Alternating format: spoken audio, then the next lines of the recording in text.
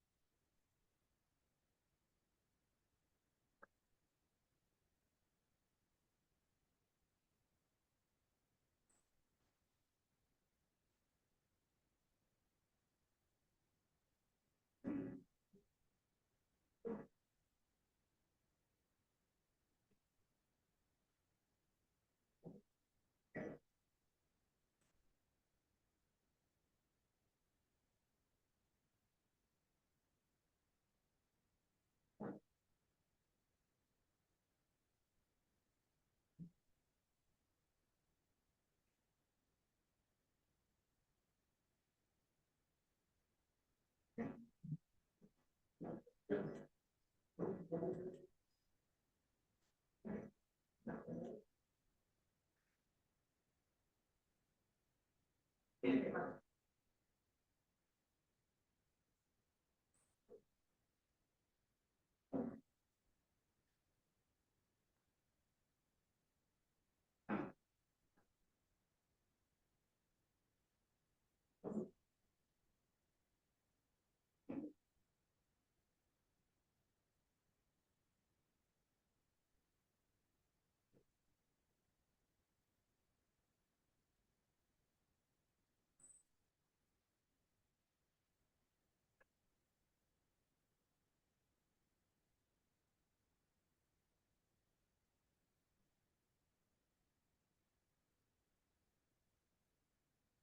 guy, almost बस ये बाहर E45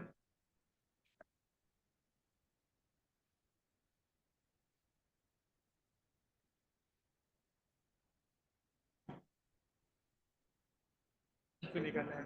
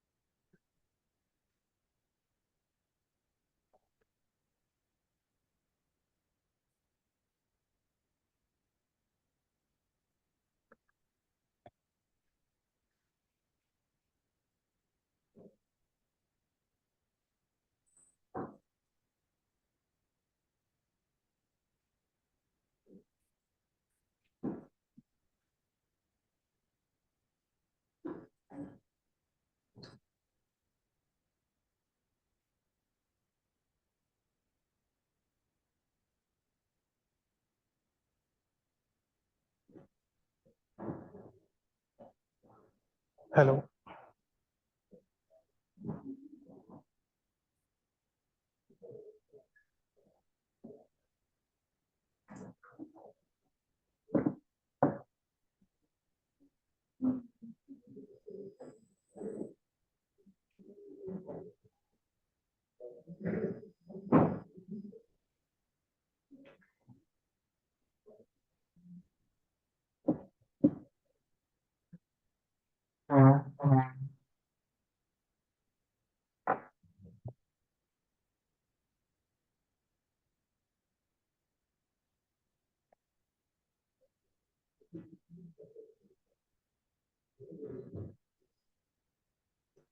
We can start the Zoom thing now.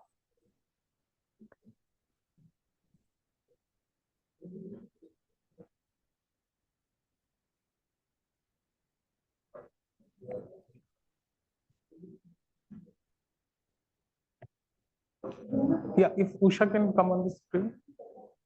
Yes. All right, all right, all right.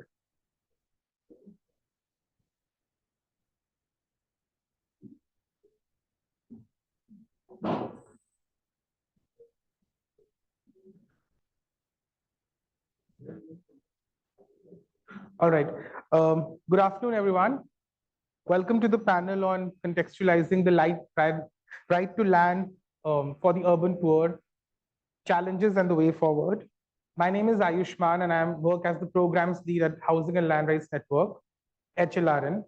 To give you a brief introduction about HLRN, we are a 25-year-old organization working especially on promotion, facilitation, and safeguarding the rights to land and housing in India for the last 25 years, and mostly based in New Delhi, but we have partners across India. So the idea of today's panel discussion is to contextualize land rights, especially, and what does it pertain to the urban poor, especially those who are living in informal settlements, those who are living in homelessness, those who are living in resettlement sites, especially because land in an urban area is a highly contested resource and also very commodified resource. So we're at this time internationally where there is a growing recognition, a call for the right to land being recognized as an independent right, apart from the right to housing. And in this context, in 2022, we had the United Nations General Comment number 26, which said that secure and equitable access to land for individuals and communities is essential to guarantee an adequate standard for living. So in this context, the right to adequate housing and the right to land are both congruent rights. They both inform each other. Without securing the access to land, it's not possible to secure access to adequate housing for communities. And inadequate housing, in fact, is often a consequence of being excluded from accessing land and common property resources. And even in cases where the access to land is granted, the tenure is not secured. So therefore, when we speak about housing, it's important to understand that it includes within itself, the right to housing includes within itself a component of tenure security and of equitable access to land. And land thus forms a critical aspect of the bundle of rights which we seek of when we speak of housing. But what does this normative understanding mean in real context in urban areas is what we're going to discuss at today's panel. Because when we look at the context of cities, we are looking at urbanization at an unprecedented level. We're looking at shrinking common spaces, limited availability of land. We're looking at increasing impact of climate change, especially on those who are living in homelessness and those who are living without any shelter and tenure security. At HLRN, we document the number of evictions that happen in the country because of state agencies. And this year's report, which you can get a copy of from us after the panel, it documented that over 5 lakh people were displaced after their houses were demolished by state authorities in the last 5 years. Now, while this figure is alarming in itself, the evictions also contribute directly to homelessness. In August this year, we conducted a head count of people who were living on the streets in Delhi. And we found out, HLRN and the partner organizations, we found out that over 3 lakh people were still sleeping on the streets in Delhi. This includes families, women, children, and other vulnerable groups without any access to shelter or land security. So access to land and land rights has a very direct implication on notions of legality, who gets to stay in the city, what does the right to city mean, and who gets to live in which part of the city as well. Now in Delhi, if you look at the context, there are many areas. For example, there is this O zone, which is the area near demarcated near the river Yamuna, the floodplains basically. And there are farmers living there who cultivate crops over there as well. But at the same time, there are orders from the NGT for removal of encroachment in that particular area. So that again, there is a contestation of land rights there. Similarly, we have resettlement sites like Savda Ghevra, which are like situated far away from the city. And when people were shifted there, they were allotted plots of land to build as a resettlement, as a compensation for the houses that were demolished. And over time, people have made the land habitable. They have incrementally increased access to services and resources, but they have still not been given the security of tenure that they were promised when that settlement, that resettlement colony was established. In other states like Karnataka and Tamil Nadu, we have a different context where there is a discussion on land rights, where the government agencies are talking about regularizing settlements, regularizing people who are living in settlements and giving them pattas or land titles. In Odisha, we have the much talked about Jaga mission. So all in all, today's discussion will focus on these particular aspects, especially focusing on the rights of the marginalized groups and their entitlement to land and common property in the cities. And we're going to try and address the questions of if at all it is possible or feasible or desirable to talk about the right to land for the urban poor in the urban context. And if at all we're speaking about that right, what would it look like? What would it mean for people who are living in settlements, people who are living in homelessness? We're going to also look at what have been the historical, pattern till now, like who gets to use land in cities and who does not. And ultimately, our idea will be to rethink and reframe the questions around the right to land following the global discussions and especially contextualizing it within the Indian context of Indian cities and the climate change and other emerging issues. So to begin with, I would like to call upon Shanta Tai. We call her Shanta Tai. She's from HLRN. She's been a dedicated community leader and social activist working for the rights of urban poor communities in Delhi for over 35 years. She has been associated with HLRN since 2013 and is very instrumental in the community outreach, documentation, and capacity building interventions that we undertake. So I would like to call Shantatai to please come on stage. Shantatai, अगर आप आकर अपनी बात रखें कि कैसे हम जो शहर में रहने वाले गरीब हैं उनके लिए हम जमीन के हक के बारे में कैसे बात कर सकते हैं. And I would like to request Nivya to please come and translate for everyone. No.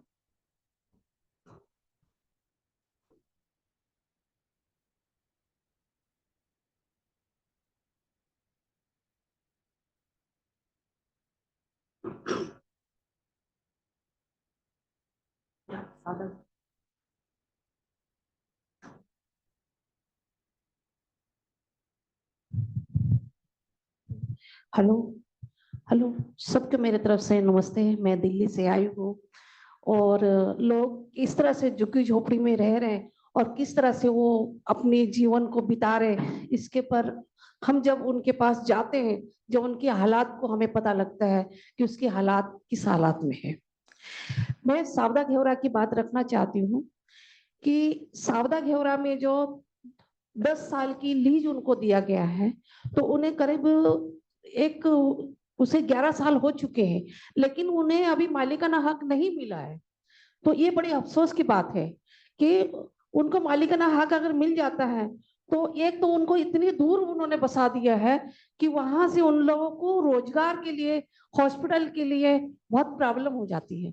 और वहां पे सफाइयां भी नहीं उन लोगों के साथ में. पानी पूरे जो बगीचे बने हुए हैं, वहां पे पार्किंग बनी, सब पानी का ढेर लगे हुए हैं, नालियां नहीं बनी है, सफाई नहीं हुई है. मतलब इस हालात में वो जो वहां गुजरे रहे, हमें खुद मालूम है कि जाके हम लोगों को और वहां के जो ये जो विधायक जो है और उनसे जहाँ से भी हमने लेटर देते हैं कि इनको कुछ सुविधा, फिर भी उनको सुविधाएं नहीं मिलती है. बसों की प्रॉब्लम, मेट्रो की प्रॉब्लम, हर चीज की प्रॉब्लम होती है. और बड़े मुश्किल से तो स्कूलें बनाए वहां पे. और पानी की, दिल्ली जल बोर्ड का पानी हम लोगों ने कई वहां एप्लीकेशन लगाए, जब जाके बड़े बड़े पाइप डाले, अब थोड़ा सा पानी की सुविधाएं उन्होंने मिल रहा है. तो हम यही उन लोगों को मालूम नहीं होता है कि अपने जीवन के लिए क्या सुविधाएं मांग करनी चाहिए। हम जाके उनको समझाते हैं कि मालिकाना हक मांगिए, आपको जब भी मिलेगा मालिकाना हक। हम तो बोलते ही है, लेकिन उनका भी अगर बोले तो उनका भी प्रभाव पड़ता है कि हमें भी मालिकाना हक होनी चाहिए। क्यों? ऐसे मालिकाना अगर उनको मिल जाता है तो उनके बच्चों के आने वाली पीढ़ी को भी भगा नहीं सकती। जो है सरकार बहुत सी बस्तियों को उजाड़ देती है कि मालिकाना हक ना होने के कारण। कि एक तुर्कमान गेट था, तो Hello, I'll just translate whatever Tai has spoken about up until now. So as Ayushman described, Tai has been working for over 25 years in Delhi in informal settlements. So she's trying to present the ground realities of these informal settlements. She started with the example of Savda Ghevra, which is quite on the outskirts of Delhi. And approximately 10 to 12 years ago, people from informal settlements who were evicted from within the central zones of Delhi were resettled in Savda Ghebra. The issue with this resettlement was that they were given housing units, but there was no access to water, electricity, no transportation. So it became very difficult for them to access their regular livelihoods. A lot of people, because of that, either had to stop working entirely, or they went ahead and they sold the units that they received and then came back into the center city and started living in the slums again. So one important thing here to note was that the people were not given any complete ownership rights. They were only given these houses as 10 years lease. And these 10 years are now up. We are in the 11th year. So now we are trying to understand what are the complications that are arising because of that. Because they cannot assert any sort of right to the land that they were given. It has been, over the past 10 years, it has been extremely difficult for them to also demand for the services that they require. Like Shantatai mentioned, there's no primary healthcare centers, no education centers. So for them to sustain their life in that area has already become very difficult. And now that the 10 years are up, it is also difficult for them to assert their continued right onto that land. And just a little bit more context that 10 years ago, they were given a piece of land for a nominal amount of money, and they were asked to make their own houses on top of that. So they have over the 10 years also invested a lot of money into building those houses. And now that the 10 years are up, things are a little bit in limbo where people are not clear about what it is that they can do. Now I'll request her to move on to the next. तो ये सौदा घेरा की है, तो हमें आगे भी थोड़ी टेंशन में आती, चिंता हो जाती है कि सरकार को ऐसा ना कि 10 साल के लीज के बाद में उनको खाली करा के और कहीं भेजा जाए। तो ऐसे कुछ कॉलोनियां भी हो चुकी पहले, जैसे तुर्कमान गेट था, तो तुर्कमान गेट की जमीन उनको सरकार को जरूरत पड़ी, तो मालिकाना हक उनको भी नहीं मिला था, तो 99 साल की उसके लीज थी। तो संजय गांधी ने वो जो जमीन के देखा था कि ये 99 साल की इसकी लीज है, हम तो खाली करवा सकते हैं इसको। तो तुर्कमान गेट वालों को भी खाली करके फिर कहाँ बसा दिया? सुल्तानपुरी में। तीन जगह 3 पार्ट में उनको दिया गया है। लेकिन ये ऐसा नहीं, क्योंकि वहां जब शुरू रह रहे थे तो बंजर जमीन थी, रहते रहते वो जमीन का विकास होने के बाद वहां से हटा के दूसरी जगह बंजर जगह अगर भेजे तो उनके भविष्य में क्या दिक्कतें आती हैं, उनके बच्चों की, उनकी दिक्कतें तो बहुत आती है। तो ऐसा नहीं होना चाहिए, जहां अगर दिया जाए तो उनको मालिकाना हक मिलना चाहिए। ये मेरी जो कहने वाली बात है। The second example that she presented was of Turkman Gate, where the people had received a lease of 99 years. 99 years is actually quite a long time, but even then, what it does not take into consideration is the future generation of the families who are living over there. And especially these sort of lease arrangements makes it very easy for the government to take back the land whenever they want. So even when you have invested, let's say even 10 years of your life or 99 years of your life and a lot of money in developing that area, and also somehow being able to fight for some of the basic services, none of that is permanent. It's not permanent for the future generations. और इसी तरह से कि हम यही चाहते हैं कि मालिकाना हक सबको मिलने से एक स्थायी रूप हो जाते हैं, तो सरकार को मौका नहीं मिलती है कि वो जमीन खाली करवा ले। तो यही मैं अनुरोध करूंगी सरकार से भी कि मालिकाना हक किसी को भी दिया जाए, क्योंकि यहाँ मालिकाना हक अगर मिलेंगे तो कम से कम भारत के निवासी तो माने जाएंगे। नहीं तो मालिकाना नहीं है तो कई बार आवाज उठती है कि भारत के निवासी नहीं है यहाँ पे, तो ये बहुत बड़ी बात प्रश्न की आती है। इसी तरह से झुग्गी झोपड़ियां जो लोगों को बसी जाती हैं, तो वो झुग्गी झोपड़ी के लिए जगह की अगर ठीक है, उनका जो राशन कार्ड पहचान पत्र अगर बने हुए हैं, तो पहले तो था कि चलो जहां बैठा है उसको दे दो, लेकिन अब जो उन्होंने जो सरकार ने जो रखी है कि 2015 से उनके पास अगर आईडी होती है तो उन्हीं को मकान दिया जाए, बाकी लोग कहाँ जाएंगे? So the next thing that she is talking about is regularization and informal settlements. Earlier, it was still there in the policy that people who are staying even in the land which is in the central Delhi, they will be allowed to continue to stay over there. And there are even now there is like a political slogan, "Jahan juggi wahan makan." So the idea is to not resettle them into faraway places. But despite that, the sort of resettlement process within Delhi is so complicated. The sort of policy that is currently in function, which is the 2015 policy of DUSIB, which is the Delhi Urban Shelter Improvement Board, it requires that people have their documents in place, which is voter ID card, Aadhaar cards, etc., in place of that address before 2015. So anybody who is not able to produce those kind of documents, which is most of the population, because keeping access to these kind of documents is very difficult for the people, they are not able to assert claims over resettlement as well. So that has been sort of a complex ground challenge that Thai has been facing. तो ये हालात अगर 2015 की इन्होंने जो रखी है date, नहीं होना चाहिए, क्योंकि जब इंसान कोई भी अगर गरीब आदमी होता है या जो मजदूर तबके के लोग होते हैं, वो 5-5 हजार रुपया किराया दे नहीं सकते, तो झोपड़ी की जगह देखते हैं कि सस्ते में अगर झोपड़ी मिले, अपना बच्चों का गुजारा बसर करिया जाए, ये लोगों के अंदर सोच होती है। लेकिन सरकार इस बात को ध्यान नहीं देती है। सरकार को पता है कि हमें जमीन चाहिए, खाली करवाना चाहिए। अभी पिछले महीने की बात है कि कालीबाड़ी की जो झुग्गियां 104 झुग्गियों को जो जगह दिया भेजा है, कम से कम 40 किलोमीटर दूरी पे बसाया उनको, ना उनके बस की सुविधा है, ना पानी की सुविधा है, ना उनका रोजगार है, वो लोग भी परेशान है। अभी हमने भी उसके बस के लिए कार्रवाई करी, अभी भी फोन आया था कि आप बताइए कहाँ कहाँ बसें लगानी, क्या नहीं। उनको मैंने बताया भाई मैं तो अभी पूना में हूँ, मैं आऊंगी जब आपको बात करूँ। लोग हर चीज से परेशान है। Yes. So what Tai is trying to say is that without proper access to land and without being able to assert their claims on land where they have been living over there for generations in some cases, it has become very difficult for people to kind of also access proper housing, adequate housing as we call it, which is not just a house but all the services that come along with it. So one of the other examples that Tai is currently giving right now is that of Kalibadi, which is a very recent case that we are working on at HLRN. So there are 105 households in Kalibadi who have now been asked to shift to Narela, which is about 40 kilometers away. So again, the same questions of how do they access their livelihood arises, and also one of the things that even when the people have now agreed that all right, instead of going through the cycle of regular eviction in Kalibadi, we will move to Narela. The problem over there is that there is no bus service that will bring them to their sites of livelihood. So currently, Thai is trying to talk to the local council or the local government over there with the people to make sure that there is at least adequate access to, so not just one bus service and one bus station, but enough for the people to be able to use.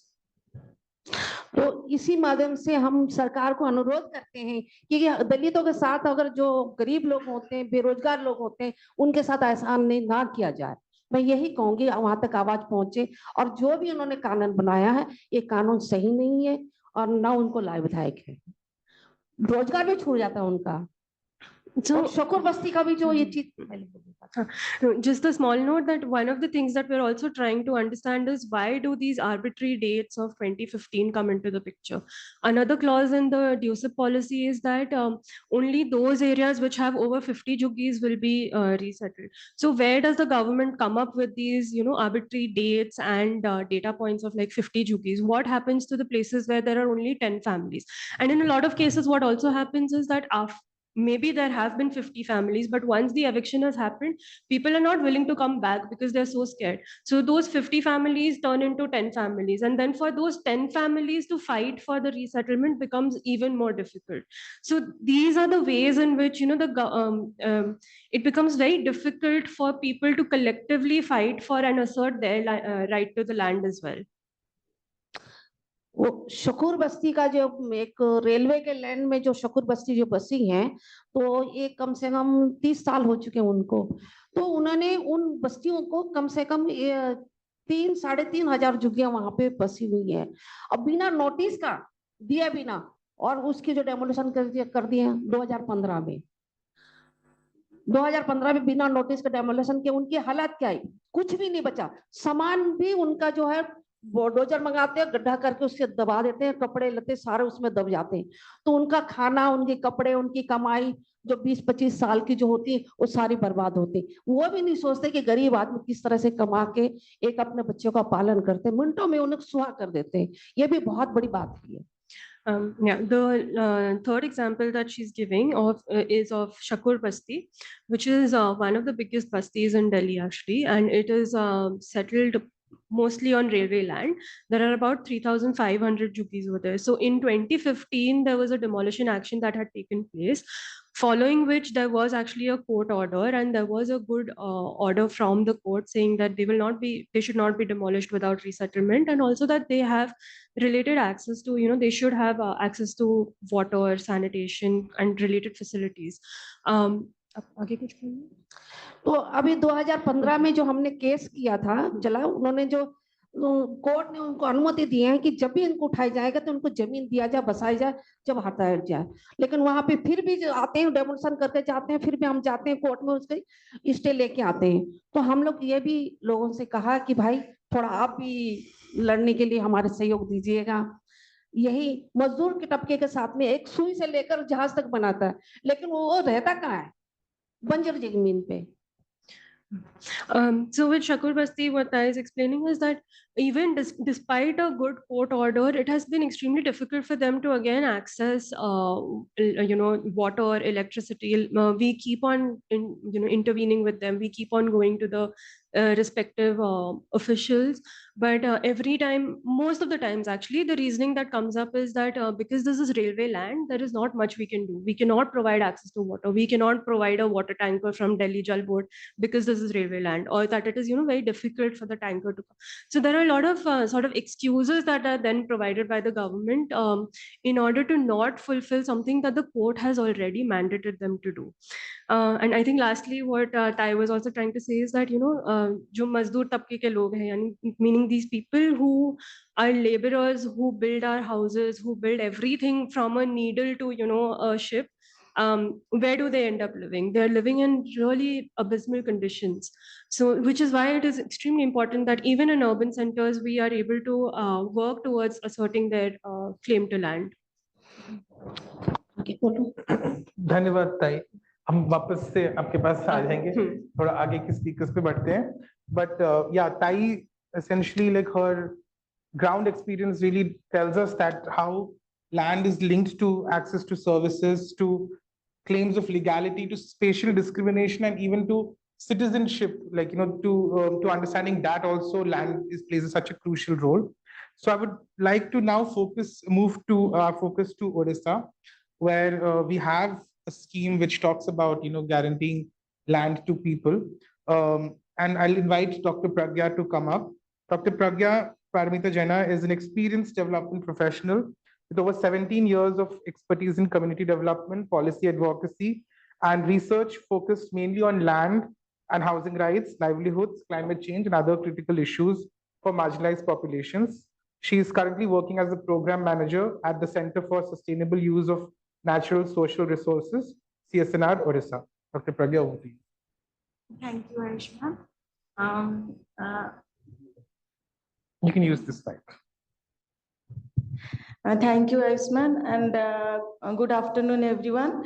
And thanks to HLRN for giving me this privilege to say about land rights in Odisha context. As Santatai told, similarly, the same situations are taking place in Odisha also.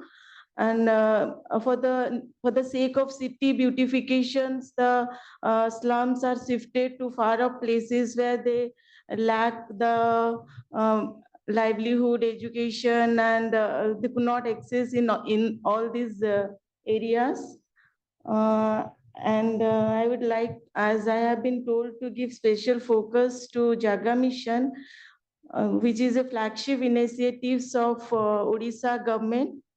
But before that, I would like to say something relating to the SDG goal, like SDG goal 11, which says the sustainable city, which speaks about sustainable cities and community.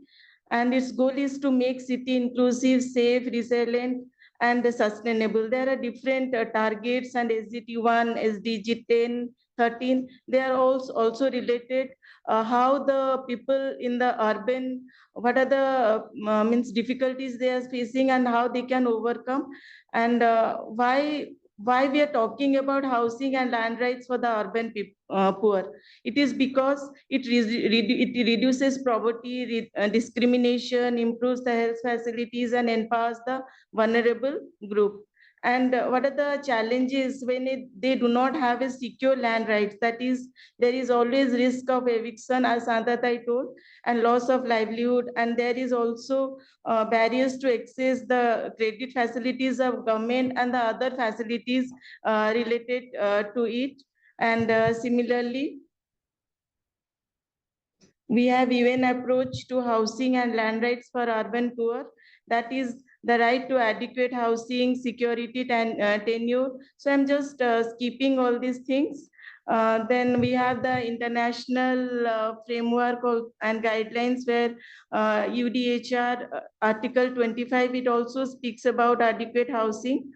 Then ICSCR, that is also adequate housing for living, including housing rights. Then we have national standards, that is the constitution, that is article 21. It also gives the right to life, includes in adequate housing.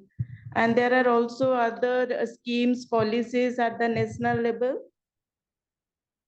I'm just running because my focus is on that is Odisha, basically. So in Odisha, it's a population of 44 millions, and 27% lives in the urban slum. And in Odisha in 2017, the government started the Slum Dwellers Act, that is Land Rights to Slum Dwellers Act 2017, which gave legal rights to the slum dwellers.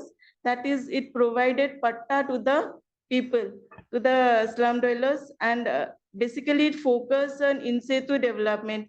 That is, in the same place they will be living, and they will be given loans, and facilities will be provided to them, and they can build their homes in their own places. So that is the initiative that is taken by Odisha government, and it is alignment with Jaga Mission. Jaga Mission in Odisha context also came with a flagship initiative in 2017, and its scope was to give land to 1.7 million people in 2,919 slums in 115 cities.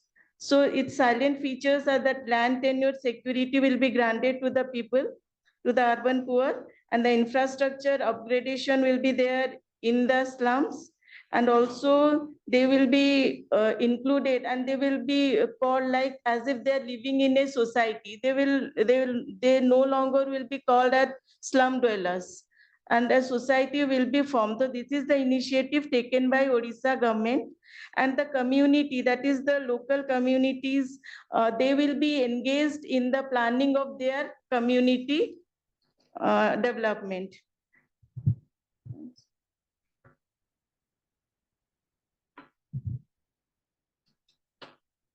Then regarding free land allocations, that is under Jaga Mission, they told that the people who are living in municipal corporations, they will be given free land up to 323 square feet, and municipality areas, they will be given 485 square feet, and in notified area councils, that is 600 square feet of land will be provided to them. And as per the achievement till 2024, the government is saying that they have been provided with land right certificates to 250,000 families, and mainly women are involved in the SD slum dwellers associations. They are forming a small slum dweller associations in each of the slums, and the SDG members are generally taking part in the development of the slum. They are deciding what will be done for their slum, and they are also giving scope to the women participation. So 50% members in the slum dwellers committee contains women. And there is also a drone survey, that is a drone survey that took place before distributing these lands to the slum dwellers. And infrastructure wise, there were also community centers built in each of the slums. And this is the flagship initiatives of Odisha government. But when we went to the ground and try to find out actually what is happening, so a lot of challenges we could find out in Odisha. That is when we did a study in Bhubaneswar context, we find out that is though the government told that if all the documents are correct, then they will be given a land right certificate. But it's taking lot of time. They're waiting for days to get a land right certificate, even if their documents are correct. And there is always a variation in the allotment of land size. I mean, one person, the drone survey, they said that the drone survey is giving the actual figure, but the drone survey that is not, that could not give the actual figure. So some people, they are staying in 300 or 400 square feet above lands, but they are allotted a small piece of land, and there is always a mismatch. Like the government told that till 323 square foot, they will not pay any money. But even if living in a small patch of land like 200 something, money received has been come in their name, sorry, money amount has been come in their name, that they have to pay the amount. And the people are so scared, and they thought that if you will not pay the amount, then our land will go away. We cannot stay in this slum. And there are also some people, they are even getting some people, they are even getting lands like 25 square foot. Can you believe 25 square foot of land they're getting to build their houses?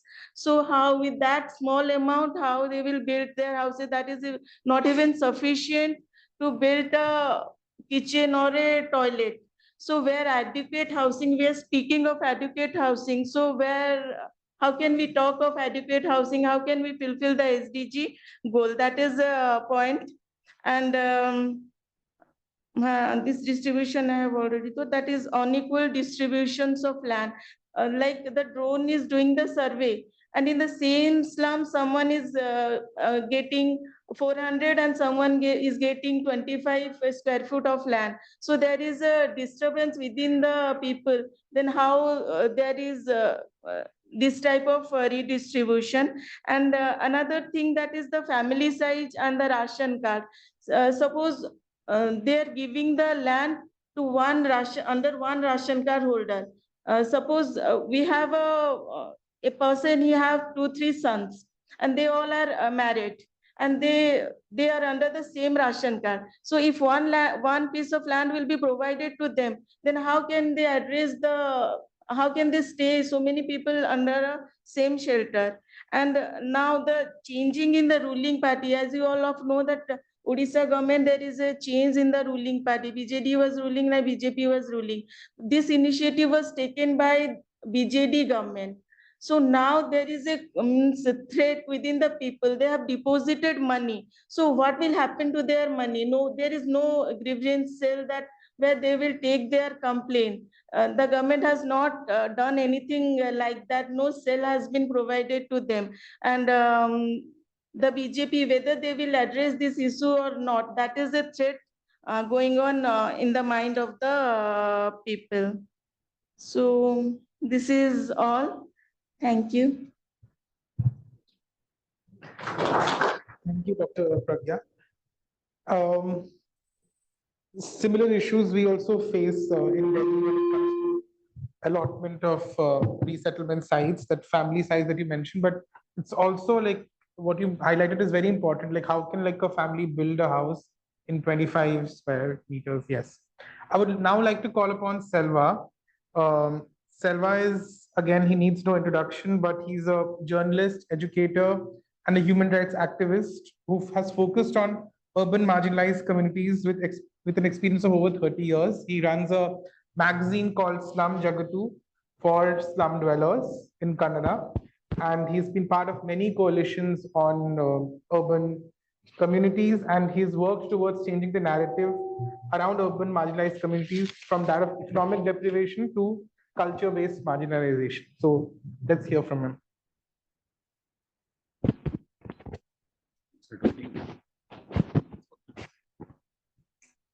Hi everyone. Good afternoon, everyone.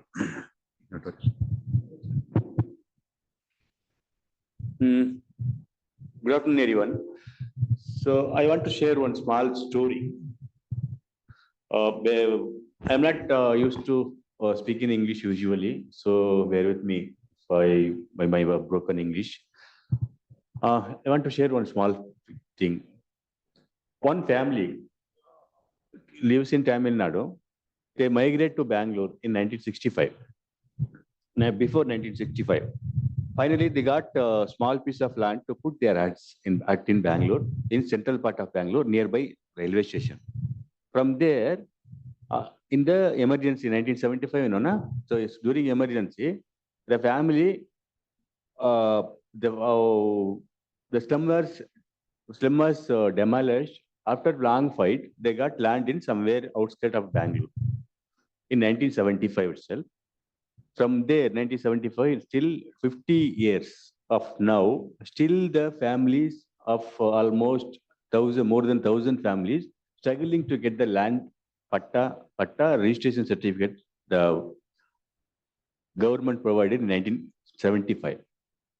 Be the simple story. So the family where the migrated from Tamil Nadu, that doesn't have any land over in village. Then they came to Bangalore. They got a piece of land, 300 square feet at 25 square meter of land in Bangalore. But till now, the land belongs to government, not the people, not the family. So this is a small thing. So it's continuous, like everyday story. So I don't want to complain here. What is going on? Where is that? But I want to share a story of a struggle for the land ownership in the city. It's not simple story. It's very difficult story. Still in Karnataka, slum movement is not new one. It's very long one. In 1984, first in Bangalore, there's one group started called housing for organization for permanent housing in 1984.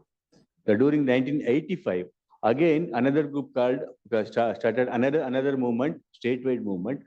The next year, another organization started, Bangalore Slum Dwellers Federation, and another group started, Bangalore Maitri Sangha. These are all slum organization in 1980s itself, 85 period itself. So it's a long history of struggle of people in Bangalore. So still 2000, we didn't recognize the slum or houseless and homeless issue is the issue of land. So after 90s, we recognize that this is the issue of land. So then we started and we changed over our strategy, everything in whole Karnataka. It's called first we started in 2000 to change the Slum Clearance Act itself. Slum Clearance Act perspective itself is protecting the health of the city dwellers, not people in slums, not people in urban, you called urban poor. It's not in that perspective. So that we started in 2000 itself a campaign, in a statewide campaign to change the Slum Act itself as a in the people's perspective, the people, those who are live in slums, their perspective. So in 2001, they changed it a few certain thing. In that, one main issue is that they amended Slum Clearance Act, Slum Clearance and Improvement Act as a Slum Development Act. One. Second thing is that they amended one section, Section 27, to provide land rights to the people. Those who recognize slums to provide that land. Now, today, it's 25 years. Still now, no one got the land rights in Karnataka. For this amendment, we took a statewide rally, street plays, and dharnas, a gathering of MLAs, everything, MP, NP, minister, everything. In 2000, it's large mass mobilization. But what we achieved is that changes in policy, changes in act, not implemented. This first thing. Second thing is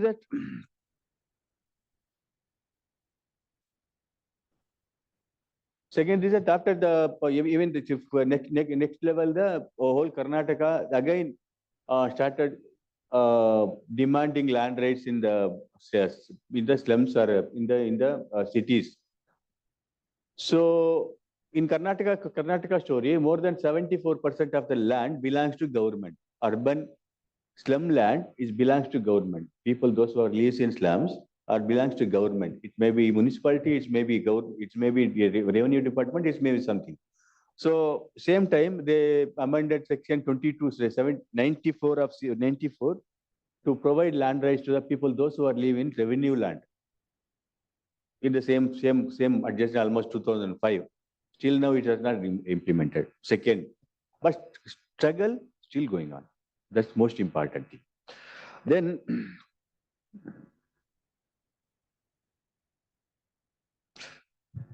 after digging more and more to realize thing, one thing is that in 90s, after 1990s, liberalization.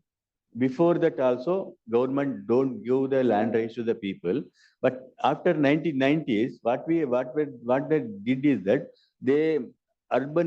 municipalities came under what is called credit rating system. You know, every company puts under credit rating. So municipality also came to put it under the credit rating system. So now municipality showing the slum land as their asset to show their credit rating. So they don't want to give the land rights to the people. They doesn't want to transfer the land to the people. That's the major issue, major hurdle now. There is direct link between liberalization and the land rights in India. So for that, we have to push with the union government and state government on this issue. So not just with the municipality, not just with the thing, because it's a policy issue, you know. So liberalization forces municipality don't give the land rights to the people. That's the major hurdle. One. Second thing is that why this? These are the what is going on? What is this? Because historical thing. From 1980s to almost now. I involved starting from 1999 to today, for fighting till today. Not even got a single house land rights in Karnataka. Not able to, even including my own home. Because I am living in slum for the last 50 years, more than 50 years. First, I told you the story. That's my story, my personal story. I started work for my home first. Then I extended to Karnataka and India. So that I explained, I shared my story itself. That this is. So I am fighting for my own home so far. So after digging more and more, finally what we found is that The entire homeless, slum dwellers, and people considered as urban poor is not just urban poor, they're urban Dalits, urban Adivasis, urban minorities. Minority, those who converted from the minority, from the as a Adivasi, from the Adivasi and the thing. Yes, Adivasis and Dalits. This is the story. Because this system, Brahminical system, don't want to give land rights to the Dalit community and Adivasi community and minority community. The system systematically work on this. Systematically. They deny wherever you are, if you are in village, they deny land rights. If you are in city, they deny land rights. If you are in forest, they deny. Everywhere they deny. They don't want. This system doesn't want. Now, liberalization supports it. At current story is liberalization supports it. Policies supports it. Okay. So this is the point. You call urban poor, we call UDC urban deprived community. We in Karnataka call them as urban deprived community, not urban poor anymore. Then now there are, is the time? 2 minutes? Okay. There are another few years back, I traveled in Karnataka and other districts into Gadag and Hubli. I found few houses. That's a settlement called slums called settlement areas. Settlement areas. I started digging what is the settlement area. When I asked them, during British era, the people declared as criminal tribe. So British brought all the people into the same place. They made a camps, the camp area. The camp area now called a settlement area. It was declared, now it was declared as slums. But still, these people doesn't got the house, their own. They are living there for generation. Before from the generation, still the ownership belongs to government. Government. Few cases. One case I come across, someone from upper class and caste community come and claiming the land that their his ancestor land. British were taken away, so now he want to claim that land. This is a thing. It is in Gulbarga somewhere. Okay, so when British declared a certain community as criminal tribe, they denotified now, but system did not denotify from their mind. Its mind. It's continuous. Still, police comes, pick up youth there. Still, they did not get proper employment. Still going on. Okay, then first one I spoken about language, that UDC urban poor, between UDC and urban poor, urban deprived community between urban poor, and now people many NGOs speaks about policy changes. You know, this is bogus thing. Policy changes is a bogus thing because policy cannot be sustained in court. We must change our language as the changes in the act implemented through court. Policy cannot be sustained in court. I did not see when a single policy sustained because in 2000, starting from 97, 2097, there are continuously Karnataka brought slum policies. So far, single aspect is not implemented. So far. I also worked with one policy in 2016 at government of Karnataka. I put a lot of progressive things, but nothing is implemented so far. Okay, so we cannot speak about policy. We must speak about act or changes in the act, amendments like the languages. So whole issue of urban poverty and urban land issue, the language has to be changed. Third thing is that a patta.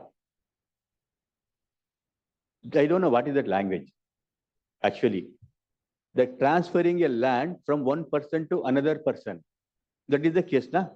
That government has to register in my name in the registration office. Land registration office, na? Not patta.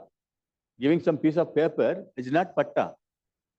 We can call it as patta, but it's not patta. It's registered in my name. This I am living in some 300 square feet land or 23 or 500 square feet land. It has to be transferred in my name in the registration office, register office. No, the language has to be changed. A language has to be, we have to consider which has to be useful and which has to be proper. Not simply whichever we start speaking, government is ready to provide patta, piece of paper, not registration certificate. Okay. Then the Prime Minister Awas Yojana, present one 2.0.2, I was reading 3 days ago. It speaks about providing patta, land rights. Okay. In that point, they clearly said it is not transferable. It means land is owned by government. You can live. If you want, your children can live. But it is not land owned by you. This is a language. Government want to speak, this is the on this language. So we have to change our language itself. That's most important now. Okay. So far, I'm stopping here. One final thing is that I want to share one point. BBMP, Bangalore, South Bangalore Mahanagara Palike, or BBMP, earlier BBMP, Bangalore Mahanagara Palike, Bangalore City Corporation, Order 1982 provide land rights to people those lives in the municipality land. 1988. Okay, again 1992. So far, not single person got the land ownership. They keep on saying that we provide land rights, patta, everything, but don't implement because officials. Because officials, those who belong, officials belong to whom? They are also the same line. So government saying openly one thing. Second thing that they orally one thing, orally one kind of work. So that is the story here. So I stop here. If any questions, I can answer later. Thank you, Selva. That is indeed a very crucial aspect that we miss in discussions when we speak about land, and we definitely need to change our outlook and our language as well when we are talking about it. I would now like to call Usha. Dr. Usha Ramanathan is a internationally recognized expert on law and poverty. She researches rights and speaks on multiple issues, but especially on the nature of law, mass displacement, eminent domain, civil liberties, and many other things. I would request Usha to kind of give her perspective and tie this whole discussion that we've had today. Over to you, Usha. Thank you. Actually, this is an extremely important session. One of the tragedies that I think we witnessed in this session is that the problem doesn't seem in any way to have been alleviated all this time. The very good thing that is obvious in this discussion is that people have been working on the rights of those who are in squatter settlements, in slum areas, in informal settlements. The extent, it's only because of the amount of work, and on the one hand, you feel, terribly let down that nothing much has changed.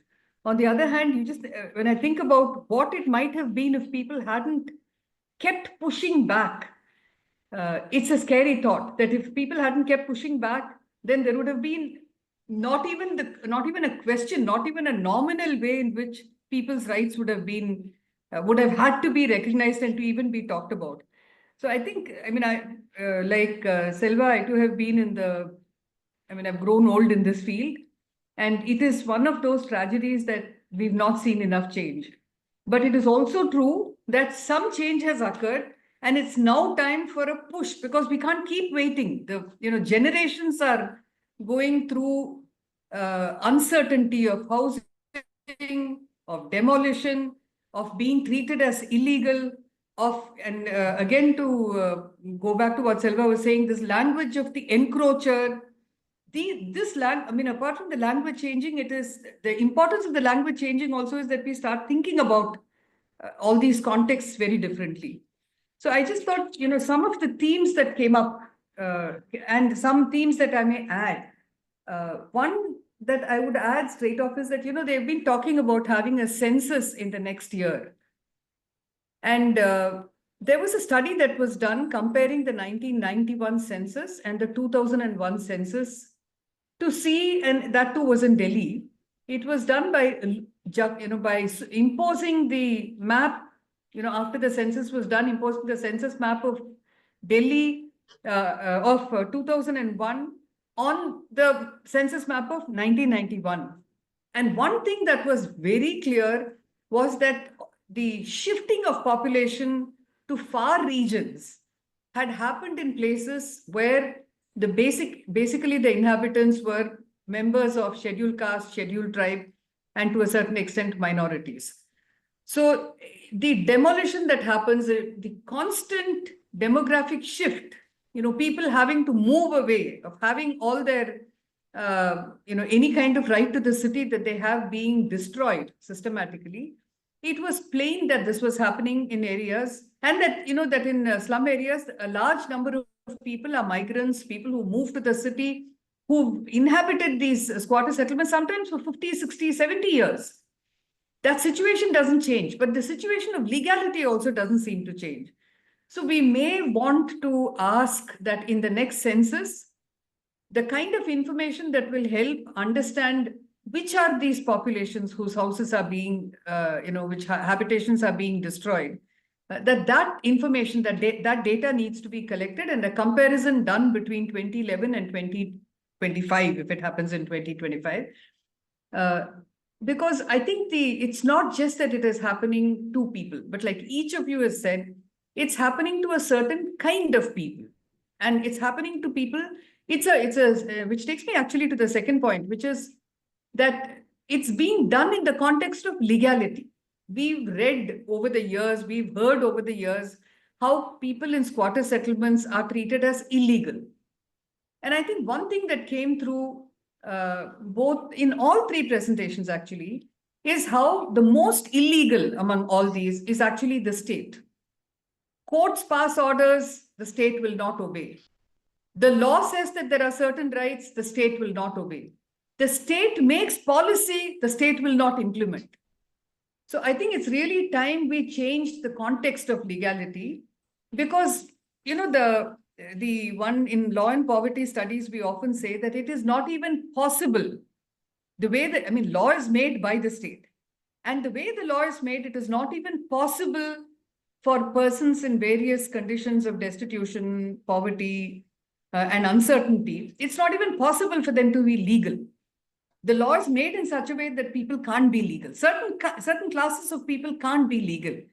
I think we really need to reconstitute the understanding of illegality. One thing that came through really clearly in today's discussion, and in each one of the three of your discussions, is that, of presentations, is that the state is persistently illegal. And, the extent to which that illegality has impunity is shocking, because we are dealing with a state whose primary least are provided the most, instead of which we find the state not caring to enforce even its own laws and its own policies. For the moment, let's even leave the court aside. They are making the law, they are making the policy. Why do they make it if they're not planning on having it implemented at all? So, to speak in one voice and to do nothing is, even as we fight for many of the laws to change, because the laws are still heavily weighted against those who, in their constitution of what is legal and what's not. So that's the second thing. The third thing that came through, and I think we've discussed this before too outside of this forum, the kind of institutions which are now taking it upon themselves to decide that demolition should happen, that people's houses should be destroyed, that people should be thrown out of certain places. And the new entrant into this seems to be the National Green Tribunal. And when you read the National Green Tribunal Act, you realize that the basic job is to ensure that the environment, the whole idea of the National Green Tribunal Act came from previous legislations. You had the National Environment Appellate Authority Act in 1997. You had a National Environment Tribunal Act in 1995. Which was, the second, that NETA of 95 came actually from the Bhopal gas disaster. The National Environment Appellate Authority Act. Now that act in 1997 came in because there are big industries, big projects, big development projects that are brought in, which displaces a large number of people, which destroys the environment in various kinds of ways. And when people object to it, they have to object as if they are outsiders and they are protesters and their protest is rendered illegal. And it has, in fact, we have seen that it has been destroying, the projects themselves reduce the possibility of environmental protection. So it was provided as a kind of, don't go straight to the streets, come to us and, let the state itself get involved through the appellate authority. Let it get involved in resolving these issues. So the problem persons in that was really big industry, big projects, and the idea of development. Now that all these got fitted into the National Green Tribunal Act. But now we find that the National Green Tribunal seems to think that as part of its job is very often to do cleanup operations when it comes to persons in poverty. And I think, this National Green Tribunal is not a constitutional court. It's a statutory tribunal. And it's only a constitutional court that will have the ability to deal with constitutional fundamental rights issues of people. So this authority that the NGT has taken on itself to decide when people's habitations should be destroyed, when they should be thrown out, I think that is something that has to be challenged and it has to be stopped, because it doesn't even have the wherewithal, and in that I mean everything. And it certainly doesn't have the standing to be making such important issues as the fundamental rights of people in various conditions of poverty. So that's another thing that we might want to address. It's a new problem that has come up now for us. Like here near Faridabad, they had some 48,000 settlement in a settlement of 48,000 units having to be demolished because on the basis of a NGT order. Now, this kind of thing, the understanding of what the NGT is has got completely lost. And I think we need to jog their memory and also tell them how to stay within the law. The other issue that came up, I think it was subtle, but it was very important there, which is that when we say land rights, we are also talking about access to land. Now, what we heard today from the three speakers is that not only is the concept of property not there for persons who are in resettlement or in situ settlement where they are considered illegal, even access to land is becoming a huge problem, and therefore they keep getting pushed from one place to another.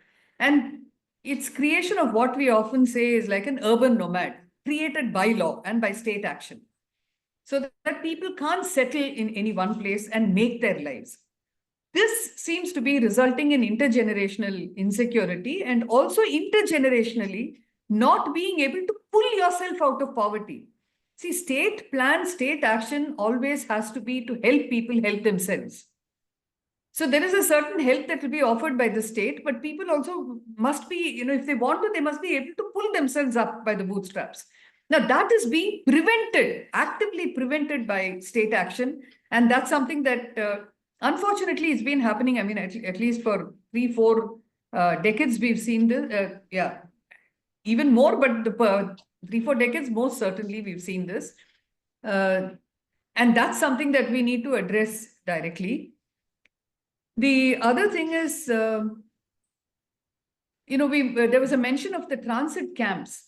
And I was thinking of Delhi, where after the anti-Sikh riots in 1984, people whose houses had been demolished, who were not able to stay in safety wherever they were shifted and they were asked to stay in a transit camp till they are provided something else. that it's incredible, although not so incredible because we see it around us all the time. And it's not even unthinkable because we're being made to see it as a reality around us all the time. That those transit camp, the very idea of the word transit is that you shouldn't have to be in that condition forever. Your condition has to improve.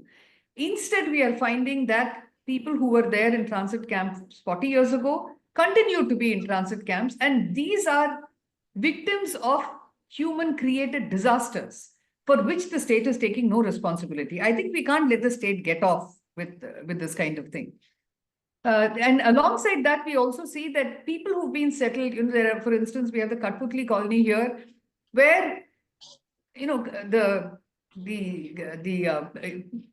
people of various communities like magicians and acrobats, jugglers. Now, these are people who've been taken very proudly in festivals of India and different parts of the world. But when they come back to the country, they are treated like they are wrongdoers because they're picked up under the Beggary Act. Their houses are deemed to be, illegal, and therefore they are demolished. They are told, we'll give you housing later. Now they are also in transit camps. So this whole notion of transit is something that we have to be able to get the state to address with an urgency. Otherwise, intergenerationally, this is a hugely unfair thing. And I think one of the very disturbing things that also came up is that the idea of documents.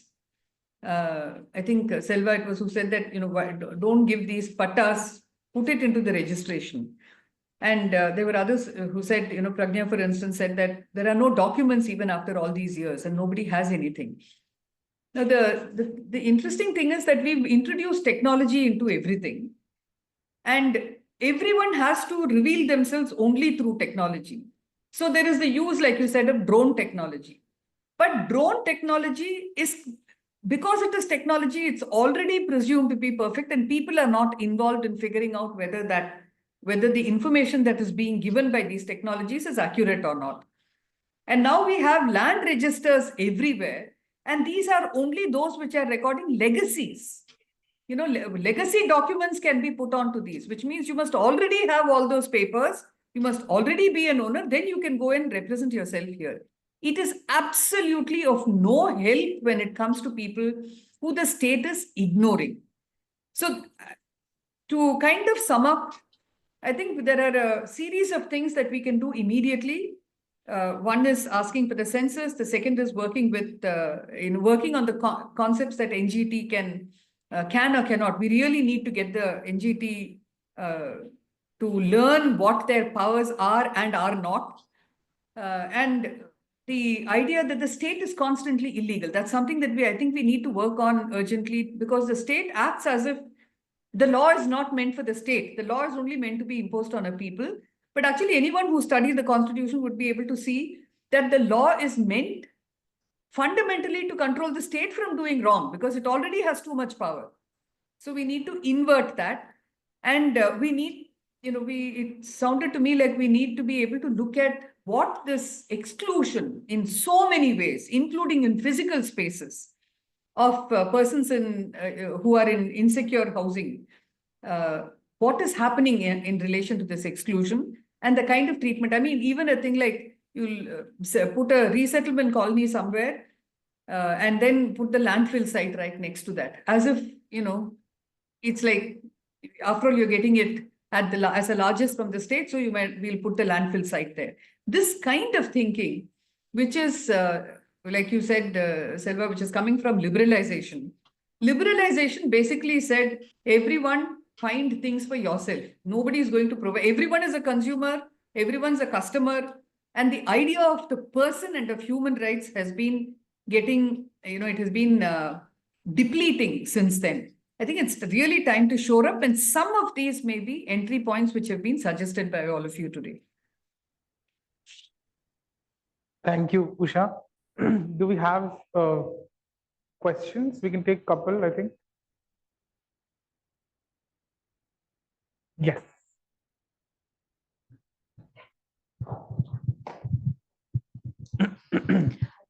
Thanks to all the speakers. Thanks, Usha. This is Bhargavi here.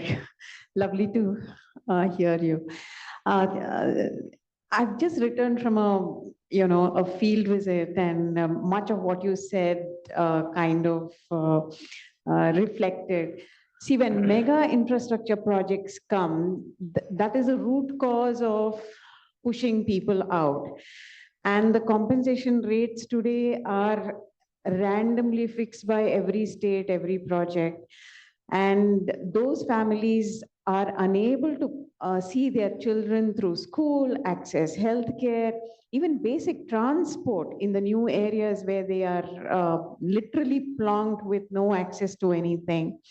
So in such a situation, by the time they come to an urban slum, it's just that the problems are, multiplied by n factor. I know the Land Acquisition Act has never been, there is no uptake of many of the latest provisions of 2013 Act. But don't you think there needs to be a push there now, given that the amount of land that is being taken by various projects, including the RE projects and the airports and crazy projects, large chunks of land, and there's nothing less than 5,000 acres. Everything is from 5,000 to 20,000 acres. So we are pushing a large section of our population into deep intergenerational poverty, which will be irreversible. And like you said, they're just left there to fend for themselves. They're just left to die honestly. So is there something that can be done there? Thank you. Thank you. Usha, would you like to take that? Should we, if there are any more questions, I think all of us could answer Yes. together. And I think all four of us may have something to say on this. Sure. Any other questions? I think we're running really out of time. So I think this is the main question that we have, Usha. We can discuss the others, while we're having lunch, etc. Okay, so see, Land Acquisition Act of 2013, I think, is one of the most important legislations, along with a few others like the RTI, Forest Rights Act, all of that, because that's a law that came entirely from the success stories of activism. It's not about whether everything about that law is perfect or not, but that getting that law itself was such a big deal. Naturally, the state is very reluctant to accept that it should, it will not implement it because it is not its law. It puts a lot of burden on that state. And I also found when a case was being heard in the Supreme Court on Section 24 of the Land Acquisition Act, that neither the lawyers nor the judges had any clue how this law came to be. So when they are talking about transitory provisions, they didn't know that what it meant to transit from the 1894 law to the 2013 law. So I think a lot of education on what this land acquisition, we've stopped talking about it. I mean, there was a lot of conversation while the law was being passed. But after that, we are only looking at the, annexure, I mean, appendix, whatever, annexure, appendix, whatever, the schedule where we say what the compensation should be, rehabilitation should be. There are many parts of the law itself which we really need to write a lot more about, and anyone going to the court must take the responsibility of training their lawyers on what this law means. Otherwise, we're going to end up, because the practice in law and in the courts is that you keep saying what you said before. This is like a break from the past. So that, I think, really hasn't been established, and we have a lot of work to do on that. Do any of the other panelists want to add to that, Selva? Okay. Any other question that we have? Yes.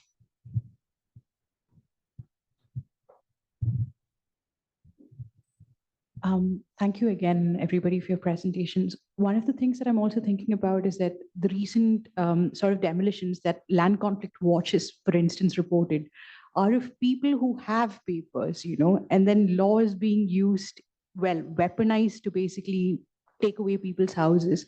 So how much does law actually help? Because it just seems that we're passing the ball from one place to another with people still suffering, and this is very gendered, it's caste centric, it's deeply entrenched in other relations, right?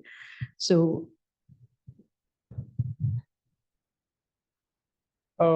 Yes. Since we are talking about the role of the institution and their jurisdiction, I would also want to basically highlight how the state as an institution has also started bulldozing a certain class of people.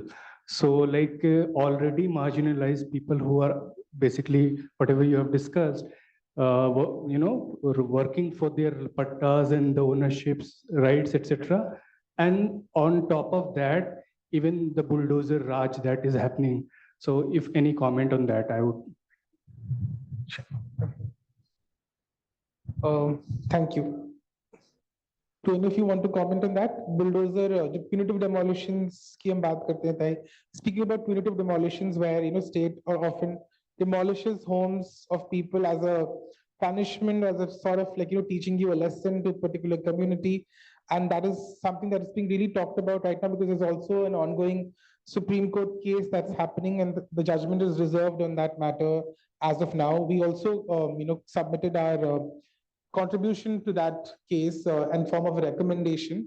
But the court there also is very, very careful in limiting that whole discussion. They're really not getting too much into like, who gets the punishment of the bulldozer is also very important because as you said, we have case like while there are cases where people who have documents and their houses are still demolished, even when the state has somewhat legitimate grounds, you can say like, okay, people do not have documents, but then they choose which settlement to demolish. Like we have cases where on the day of a festival, a particular settlement in the same area has been demolished and the other side has been left untouched.